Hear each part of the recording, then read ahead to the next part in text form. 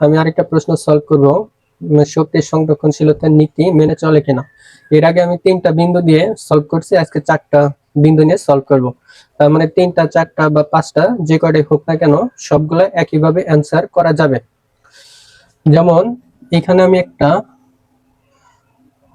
বস্তু নিলাম, যে এই সূত্রতে একটা বস্তু নিলাম, এই বস্তুটা মুক্তভাবে নিচের দিকে পড়লে, তাহলে এইখানে একটা বিন্দু নিলাম, এইখানে একটা বিন্দু নিলাম, আর এখানে একটা বিন্দু নিলাম। তাহলে এটা এ বিন্দু, বি বিন্দু, সি বিন্দু, ডি বিন্দু। তাহলে আমার প্রশ্ন হলো এ বি, এখানে আমি 4টা বিন্দু নিছি, এর আগে আমি 3টা বিন্দু নিয়ে করছিলাম, আজকে আমি 4টা বিন্দু নিয়ে করব। 4টা বা 5টা যেটাই হোক না কেন সবগুলা কিভাবে সলভ করা যায়। তাহলে আমরা এখানে এম বরের একটা বস্তু ধরলাম, সেটা 5 কেজি, আর টোটাল উচ্চতাটা হলো h = 100 মিটার। তাহলে আমরা এইটুক উচ্চতা ধরি একটা, আরেকটা এইটুক উচ্চতা ধরি। তাহলে এটা আমি x1 ধরলাম, এটা আমি x2 ধরলাম। তাহলে এইখান থেকে এইটুক উচ্চতা কত হবে? h - x1, তার মানে এইটুক হলো x1, তাহলে এইটুক হবে h - x1। আর এইটুক উচ্চতা কত হবে? তাহলে এটা আমি ধরছি x2, পরেরটা h, তাহলে এটা হবে h - x2। এখন এলাম, তাহলে mg h, আর গতি শক্তি e কে e দিলাম হাফ m e স্কয়ার। তার মানে সর্বোচ্চ উচ্চতায় কোনো গতি থাকবে না, বা ইউ এর মান 0, তাহলে এটা পুরোটা 0 হবে। এখন বিভব শক্তি, তাহলে বিভব শক্তি সবসময় নিচ থেকে উপরে ধরতে হয়, তাহলে E P B mg x1। এখানে কেন x1 দিলাম? কারণ বি বিন্দু যখন, তাহলে ভূমি থেকে x1 উচ্চতায় ছিল, এই কারণে x1 দিচ্ছি।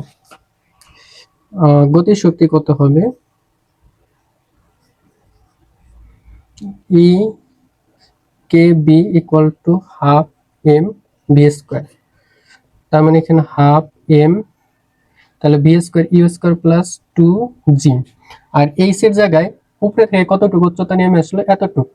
মানে যখন বি বিন্দুতে, তখন উচ্চতাটা ধরতে হবে উপরে থেকে, তাহলে উপরে থেকে একটু নেমে আসছে, তার মানে h - x1।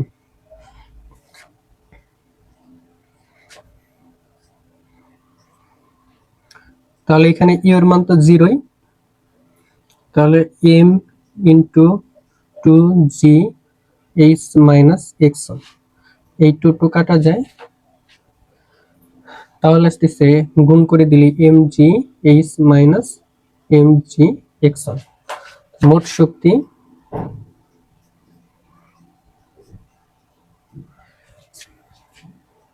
= mg h যোগ mg x1,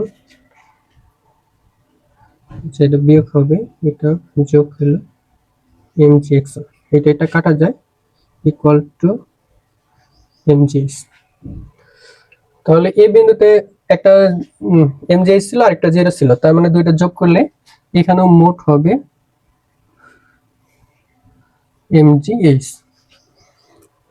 তার মানে এই বিন্দুতে মোট শক্তি হলো mg h, আবার বি বিন্দুতে মোট শক্তি হলো mg h। তার মানে কি দুই জায়গাতেই সমান হয়েছে, এ আর বি তে শক্তি সংরক্ষণশীলতার নীতি মেনে চলছে। সেম ভাবে আমরা তাহলে এখানে মান বসাই আমরা দিতে পারি, এটা 5 ছিল, এটা 9.8 ছিল, আর এটা ছিল 100, এটা গুণ করলে 4900 এত জুল হবে। এখানে হচ্ছে এত জুল হবে। E P C = mg x2। কেন এটা দিলাম? কারণ সি বিন্দুর উচ্চতা হলো এখন x2। গতি শক্তি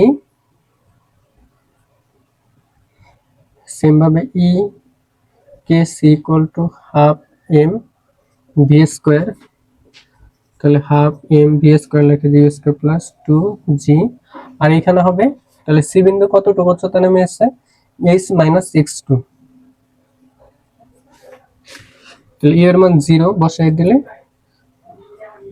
হাফ এম তারপরে 2g h মাইনাস x2, এটা কাটা যায়, তাহলে mg h minus mg x2।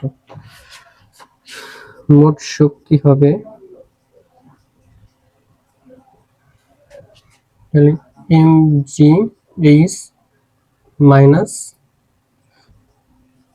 mg x2 plus mg x2, এটা কাটা গেলে তাহলে এখানে mg h থাকে, এখানে মান বসিয়ে দিলে এটা 5, এটা 9.8, এটা হলো 100, এটা 4900 জুল আসবে। তার মানে সি বিন্দুতেও আমাদের মোট শক্তি mgh 4900 আসছে।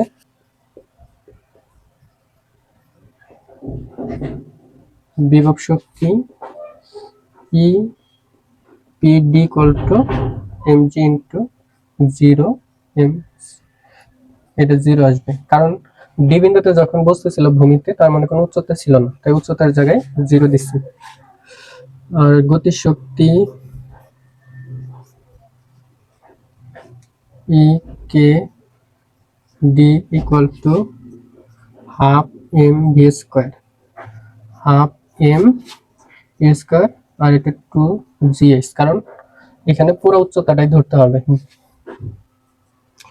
তাহলে হাফ m এর মান তো 0, তাহলে 2gh, 2 কাটা যায়, mgh হয়। তাহলে মোট শক্তি হবে